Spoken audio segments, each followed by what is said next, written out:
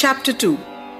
Object of writing the work, incapacity and boldness in the undertaking, hot discussion, conferring significant and prophetic title of Hemad Pant, necessity of a guru. In the last chapter, the author mentioned in the original Marathi book that he would state the reason that led him to undertake the work and about the persons qualified to read the same. Now, in this chapter, he starts to tell the reasons. Object of writing the work. In the first chapter, I described Sai Baba's miracle of checking and destroying the cholera epidemic by grinding wheat and throwing the flour on the outskirts of the village. I heard other miracles of Sai Baba to my great delight, and this delight burst forth into this poetic work. I also thought that the description of these miracles of Sai Baba would be interesting and instructive to his devotees and would remove their sins, and so I began to write the sacred life and teachings of Sai Baba. The life of the saint is neither logical nor dialectical. It shows us the true and great path. Incapacity and boldness in undertaking the work. Hemad Pant thought that he was not a fit person to undertake the work.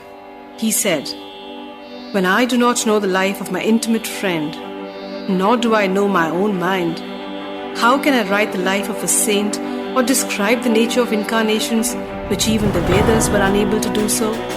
One must be a saint himself before he could know other saints. Otherwise, how can I describe their glory?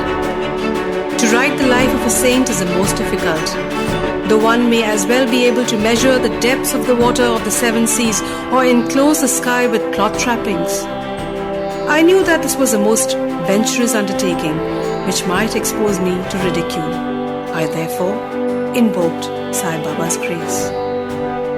The premier poet saint of Maharashtra, Sri Dhaneshwar Maharaj, has stated that the Lord loves those who write the lives of saints, and the saints also have their own peculiar method of assigning the service which the devotees long for. The saints inspire the work, the devotee becomes only an indirect cause or an instrument to achieve the end. For instance, in 1700 Shaka year, the poet Mahipati aspired to write the lives of saints. Saints inspired him and got the work done. So also, in 1800 Shaka year, Das Ganu's service was accepted. The former wrote 4 works: Bhakt Vijay, Sant Vijay, Bhakt Leelamrit and Sant Leelamrit, while the latter wrote 2, Bhakt Leelamrit and Sant Kathamrit, in which the lives of modern saints were described. In chapters 31, 32, 33 of Bhakt Leelamrit and in chapter 57 of Sant Kathamrit, the life and teachings of Sai Baba are very well depicted. These have been separately published in Sai Leela magazine numbers 11 and 12, volume 17. The readers are advised to read these chapters. So also Sai Baba's wonderful Leelas are described by Mrs. Savitri Bai Raghunath of Bandra in a small book named Sri Sai Nath Bhajan Mala. Das Ganu Maharaj also has composed various sweet poems in Sai Baba. A devotee named Amidas Bhavani Mehta has also published some stories of Sai Baba in Gujarati. Some numbers of Sai Nath Prabha, a magazine published by Dakshin Bhiksha Sanstha of Shirdi, are also published. Then the question of objection comes in, that while so many works regarding Sai Baba are extant, why should this Satcharitra be written? And where is its necessity? The answer is plain and simple. The life of Sai Baba is as wide and as deep as the infinite ocean, and all can dive deep into the same and take out precious gems of knowledge and bhakti and distribute them to the aspiring people. The stories, parables and the teachings of Sai Baba are wonderful. They will give peace and happiness to the people who are afflicted with sorrows and heavily loaded with miseries of this worldly existence. It also bestows knowledge and wisdom both in worldly and in spiritual domains. If these teachings of Sai Baba, which are as interesting and instructive as a Vedic lore, are listened to and meditated upon, the devotees will get what they long for: union with Brahma, mastery in eightfold yoga, bliss of meditation. So I thought I should call these stories together. That would be my best upasana. This collection would be most delightful to those simple souls whose eyes were not blessed with Sai Baba's darshan. So I set about collecting Sai Baba's teachings and expressions, the outcome of his boundless self-realization. It was Sai Baba who inspired me in this matter. In fact, I surrendered my ego at his feet and thought my path was clear, and that he would make me quite happy here and in the next world. I could not myself ask Sai Baba to give me permission for this work. So I requested Mr. Madhav Rao Deshpande, alias Shama, Baba's most intimate devotee, to speak to him for me. He pleaded for my cause and said to Sai Baba, "This Anna Sahib wishes to write your biography. Don't say you're a poor fakir and there is no necessity to write it. But if you agree and help him, he will write, or rather, your grace will accomplish the work. Without your consent and blessing, nothing can be done successfully." When Sai Baba heard this request, he was moved and blessed me by giving me his udi, and placing his boon-bestowing hand on my head, he said, "Let him make a collection of stories and experiences, keep notes and memos. I will help him. He is only an outward instrument. I should write my autobiography myself and satisfy the wishes of my devotees. He should get rid of his ego, surrender it at my feet. He who acts like this in life, him I help the most. What of my life stories? I serve him in his house in all possible ways. When his ego is completely annihilated and there is left no trace of it, I myself shall enter into him and shall myself write my own life. Hearing my stories and teachings will create faith in devotees' hearts, and they will easily get self-realization and bliss.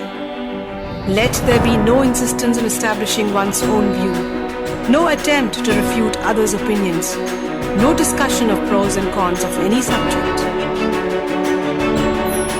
Significant and prophetic title. The word discussion put me in mind of my promise to explain the story of my getting the title of Hemad Panth, and now I begin to relate the same. I was in close friendly terms with Kaka Sahib Dikshit and Nana Sahib Chandorkar. They pressed me to go to Shirdi and have Baba's darshan, and I promised them to do so. But something in the meanwhile turned up which prevented me from going to Shirdi. The son of a friend of mine at Lonavala fell ill. My friend tried all possible means, physical and spiritual, but the fever would not abate. At length, he got his guru to sit by the bedside of his son, but this too was of no avail. Hearing this, I thought, what was the utility of the guru if he could not save my friend's son? If the guru can't do anything for us, why should I go to Shirdi at all? Thinking this way, I postponed my Shirdi trip, but the inevitable must happen, and it happened in my case as follows. Mr. Nana Sahib Chandorkar, who was a divisional officer, was going on tour to Basim. From Thana, he came to Dadar and was waiting for a train bound for Basim. In the meanwhile, a Bandra local turned up. He sat in it and came to Bandra and sent for me and took me to task for putting off my Shirdi trip. Nana's argument for my Shirdi trip was convincing and delightful, and so I decided to start for Shirdi the same night. I packed up my luggage and started for Shirdi. I planned to go to Dadar and from there to catch the train for Manmad, and so I booked myself for Dadar and sat in the train. While the train was to start, a Mohammedan came hastily to my compartment and, seeing all my paraphernalia, asked me where I was bound to. I told him about my plan.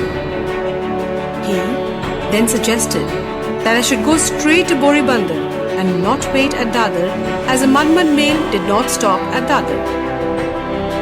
If this little miracle or Leela had not happened, I would not have reached Shirdi the next day as settled, and many doubts would have assailed me. But that was not to be. As fortune favoured me, I reached Shirdi the next day before 9 or 10 a.m. Mr. Bhau Sahib Kaka Dikshit was waiting for me there. This was in 1910, when there was only one place, the Sai-Aura, for lodging pilgrim devotees. After alighting from the Tonga, I was anxious to have darshan, when the great devotee Tatya Sahib Nurkar returned from the masjid and said Sai-Baba was at the corner of the Wada and that I should first get the preliminary darshan and then, after bath, see him at leisure. Hearing this, I ran and prostrated before Baba, and my joy knew no bounds. I found more than what Nana Chandorkar had told me. All my senses were satisfied and I forgot my thirst and hunger. The moment I touched Sai Baba's feet, I began a new lease of life. I felt myself much obliged to those who spurred and helped me to get the darshan, and I considered them as my real relatives, and I cannot repay their debt. I only remember them and prostrate before them. The peculiarity of Sai Baba's darshan as I found it is that by his darshan our thoughts are changed. The force of previous actions is abated and gradually non-attachment or dispassion towards worldly objects grows up. It is by the merit of actions in many past births that such darshan is got. And if only you see Sai Baba, all the world becomes or assumes the form of Sai Baba. Hot discussion. On the first day of my arrival in Shirdi, there was a discussion between me and Bala Sahib Bhate regarding the necessity of a guru. I contended, why should we lose our freedom and submit to others? When we have to do our duty, why is a guru necessary? One must try his best and save himself. What can the guru do to a man who does nothing but sleep indolently?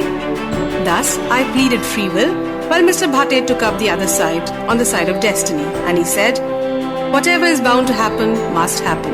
Even great men have failed. Man proposes one way, but God disposes the other way. Brush aside your cleverness, pride or egoism won't help you. This discussion, with all its pros and cons, went on for an hour or so, and as usual, no conclusion was arrived at. We had to stop the discussion ultimately, as we were exhausted. The net result of this was that I lost my peace of mind, and found that unless there is strong body consciousness and egoism, there would be no discussion. In other words, it's egoism which breeds discussion. Then when we went to the masjid with the others, Baba asked Kaka Sahib Dikshit the following. What was going on in the Sai-Aura? What was the discussion about? And staring at me, Baba further added, what did this Hemad Pant say? Hearing these words, I was much surprised. The masjid was at a considerable distance from Sai-Aura, where I was staying, and where the discussion was going on. How could Baba know our discussion unless he was omniscient and the inner ruler of us all? I began to think, why Sai Baba should call me by the name Hemad Pant? This word is a distorted form of Hemadri Pant. This Hemadri Pant was a well-known minister of the kings Mahadev and Ramdev of Devagiri of the Yadav dynasty. He was very learned, good-natured, and the author of works such as Chaturvarg Chintamani, dealing with spiritual subjects, and Raj Prashasti.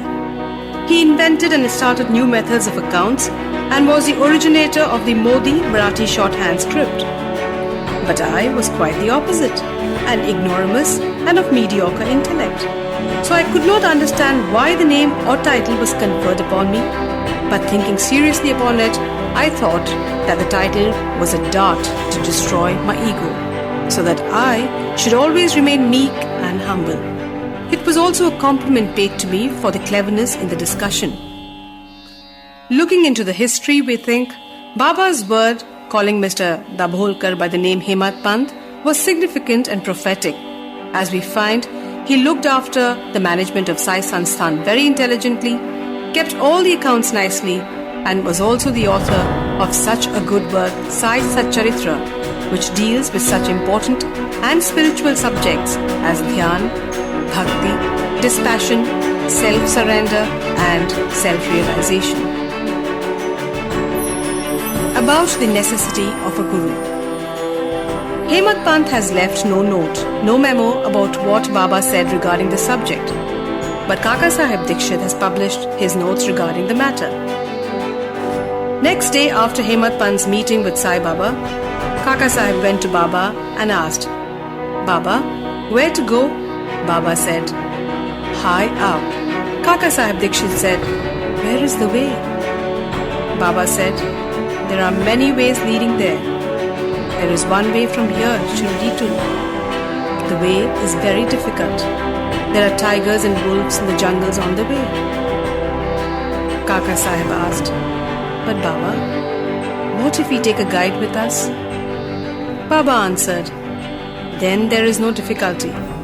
The guide will take you straight to your destination, avoiding wolves, tigers and ditches on the way. But if there is no guide, there is the danger of your being lost in the jungles or falling into the ditches. Mr. Dabholkar was present on this occasion, and he thought this was the answer Baba gave to the question whether Guru was a necessity. And he thereupon took the hint that no discussion whether man is free or bound is of any use in spiritual matters. But on the contrary, real Paramatma is possible only as a result of the teachings of the Guru.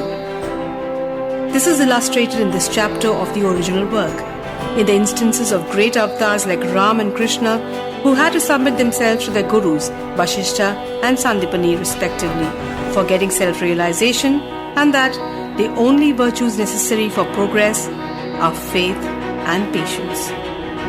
Bow to Sri Sai. Peace be to all.